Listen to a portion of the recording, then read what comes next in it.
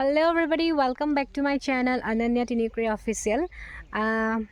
আজি প্ৰথম মই মোৰ চেনেলত এটা ভিডিঅ' দিব লৈছোঁ। আচলতে এটা বিশেষ কাৰণত আমি এটুকুৰা বৰ ধুনীয়া ঠাইলৈ আহিছোঁ।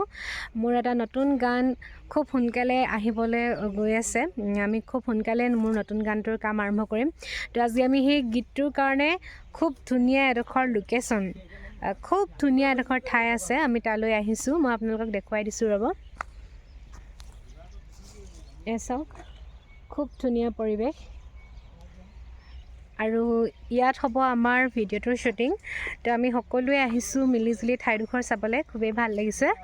আৰু অহা কাইলৈৰ পৰা আমি আৰম্ভ কৰিম ভিডিঅ'টোৰ শ্বুটিং আৰম্ভ কৰিম।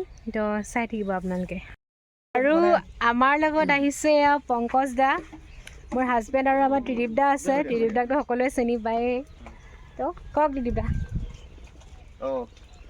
নমস্কাৰ, সকলোকে মৰম জনাইছোঁ। আৰু অনন্যা ভাগৰ নতুন এটা ভিডিঅ' আহি আছে, তাইৰ চেনেলত, নতুন ইউটিউব চেনেলত আপলোড হ'ব। সকলোৱে চাব আৰু শ্বেয়াৰ কৰিব। Thank you. ঠিক আছে। এইফালে আমাৰ পংকজ দা আছে। পংকজ দা, কেনেকুৱা হ'ব থিমটো, গানটোৰ? থিমটোৰ কথাটো কেনেকৈ ক'ম এতিয়া, ঘপককৈ ইমান বহুত দীঘল হ'ব।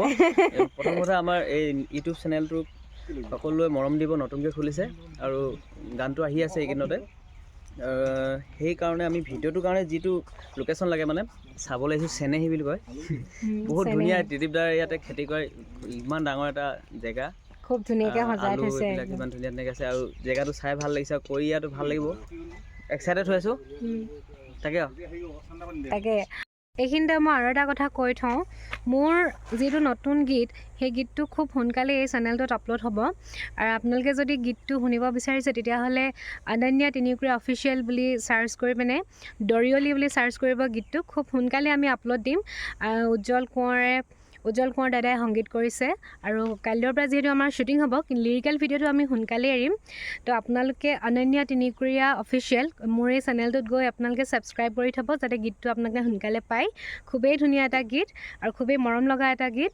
আৰু দৰিয়লি বুলি চাৰ্চ কৰি গীতটো শুনিব আৰু মৰম দিব বুলি আশা ৰাখিলোঁ।